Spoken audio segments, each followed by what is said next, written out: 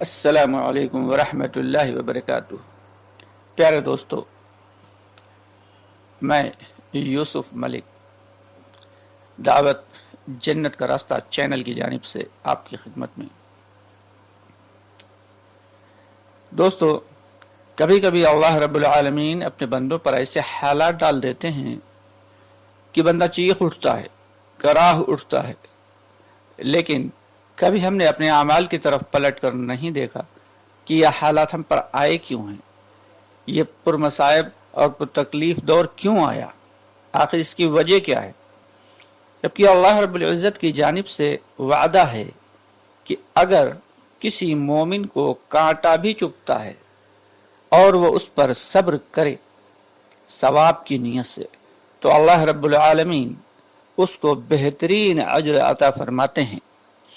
اور اگر روتا پیٹتا ہے کسی پریشانی پر اور صبر کا اظہار بھی نہیں کرتا تو پریشانی بھی اٹھاتا ہے، بدلے میں کچھ ملتا بھی نہیں۔ دوستو، آج کل کے حالات پر اگر نظر ڈالی جائے تو ہر طرف افراتفری کا عالم ہے، ساری عالم انسانیت پریشانی کا شکار ہے۔ ایک ایسی وبا جس کی بہت زیادہ اہمیت تو نہیں ہے، لیکن ہم سب کو خوف و ہراس میں مبتلا کیا ہوا ہے۔ دھیان رہے، کوئی پریشانی اتنی پریشان کن نہیں ہوتی جتنی کہ اس پریشانی کے آنے کا خوف پریشان کن ہوتا ہے۔ اس لیے ہمیں قطعاً بھی گھبرانا نہیں چاہیے، گھبرانے کے بجائے اپنے رب پر بھروسہ رکھنا چاہیے۔ بیماری اگر بڑی ہے تو اس کے لیے احتیاط کرنا اچھی بات ہے، دواؤں کا اہتمام کرنا بھی ضروری ہے، سنت ہے، لیکن اس کے خوف سے پہلے ہی ادھمرا ہو جانا، یہ اللہ پر بھروسہ اور یقین نہ کرنے کی یا کم کرنے کی علامت ہے۔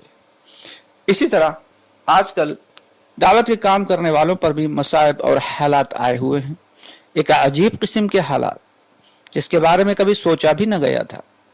لوگ الگ الگ قسم کی باتیں کر رہے ہیں، کوئی کہتا ہے کہ دعوت والوں کی پکڑ ہے، کوئی کہتا ہے کہ دعوت والے آزمائش کا شکار ہیں۔ غرض جتنے لوگ اتنی باتیں۔ کچھ لوگ جو مخالفین تھے ان کو بھی تالیاں بجانے کا خوب موقع مل گیا ہے، جبکہ میرے خیال سے تو یہ اللہ کی جانب سے بھیجی گئی آزمائش ہے۔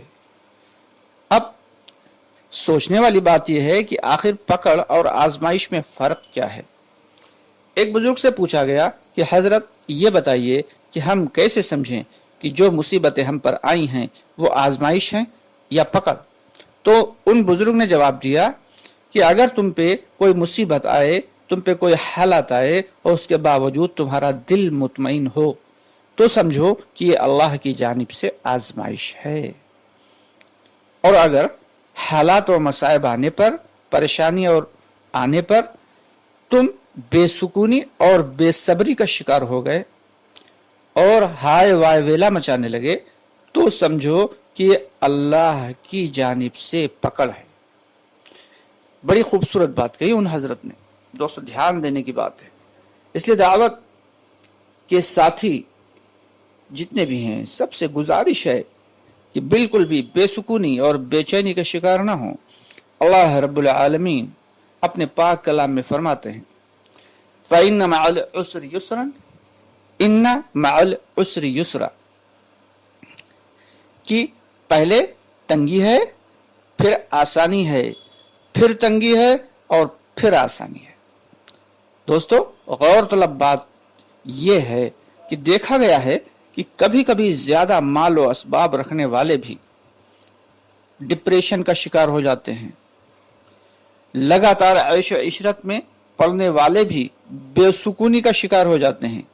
اس کی وجہ صرف یہ ہے کہ انسان کی فطرت ہے کہ وہ یکسانیت سے اوب جاتا ہے، بہت جلدی یکسانیت سے انسان اوب جاتا ہے، اسے زندگی میں تبدیلی پسند ہے، ہر انسان کو زندگی میں تبدیلی پسند ہے۔ اسی لیے اللہ رب العالمین نے بیماریاں بنائیں تو اس کے لیے شفا کا بھی انتظام کیا، اور غربت کے ساتھ کبھی کبھی مال و زر بھی عطا فرما دیتا ہے، بچپن کے ساتھ جوانی دی، اور جوانی کے بعد بڑھاپا، تکلیفیں اور پھر آسانیاں۔ تو یہ اللہ کا ایک طریقہ کار ہے۔ کارخانے قدرت میں اللہ رب العزت نے حالات یکساں نہ رہیں، اس لیے ان تمام معاملات کو اسی طرح اللہ رب العزت چلاتے ہیں کہ حالات یکساں نہ ہوں، تاکہ لوگ یکسانیت کا شکار ہو کر اوب نہ جائیں۔ اسی طرح دعوت کا کام کرنے والوں پر بھی اللہ نے حالات ڈالے۔ پہلے مشکل حالات میں کام شروع ہوا، پھر حالات کو سازگار کیا۔ سازگار حالات میں اتنی قربانی نہیں دینا پڑتی جتنے کی مشکل حالات میں دینا پڑتی تھی۔ کہیں اللہ تعالیٰ پھر سے قربانی والا وقت تو نہیں چاہتے؟ یا پھر یہ بھی ہو سکتا ہے کہ اللہ رب العزت کام کرنے والوں کو ہلکی سی سرزنش کرنا چاہتے ہوں، ہلکا سا ان کو ڈانٹ پلانا چاہتے ہوں کہ سدھر جاؤ، بے اصولیوں سے احتراز کرو اور اصول اور آداب سے کام کرنے والے بن جاؤ۔ کہ بہت سارے ہمارے بھائی جو ہے وہ ایسی باتیں کر جاتے تھے کہ ان کے قول اور فعل میں کوئی فرق نہیں، بہت زیادہ فرق ہوتا تھا کہ قول جو کہا اور جو کر رہے ہیں اس میں بہت زیادہ فرق ہے۔ تو دوستو، اللہ رب العزت کے تو اپنے معاملے ہیں کہ علیم ذات الصدور تو اللہ رب العزت ہی ہیں، یا پھر یہ بھی ہو سکتا ہے کہ کام کرنے والوں کو کچھ اللہ تعالی نیا دینا چاہتے ہوں۔ بہرحال صحیح علم تو اس پاک ذات کو ہی ہے۔ ہماری فکر تو موجودہ حال میں یہ ہونا چاہیے کہ ایک بنے، نیک بنے۔ ہمارے علماء اور خصوصاً ہمارے اکابرین، اللہ تعالیٰ ان کو اچھا رکھے، اپنے عقائد کو اور مسالک کا اختلاف کو بھلا کر قوم کے فائدے کے لیے ایک ہو جانا چاہیے، سبھی کو ایک ہو جانا چاہیے۔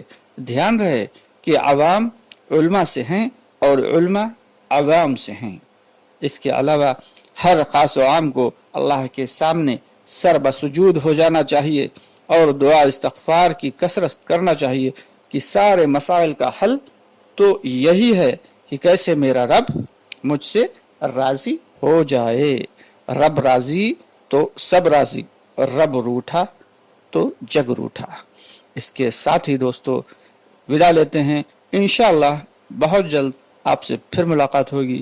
دعاؤں میں یاد رکھیے گا، اللہ تعالیٰ آپ سب کو بھی اچھے سے اچھا جو ہے وقت گزارنے کی توفیق عطا فرمائے، اور یہ جو وقت اللہ نے دیا ہے سکون والا، یہ اس کو ہم کارگر بنا لیں اور اپنے رب کو راضی کرنے میں گزار دیں۔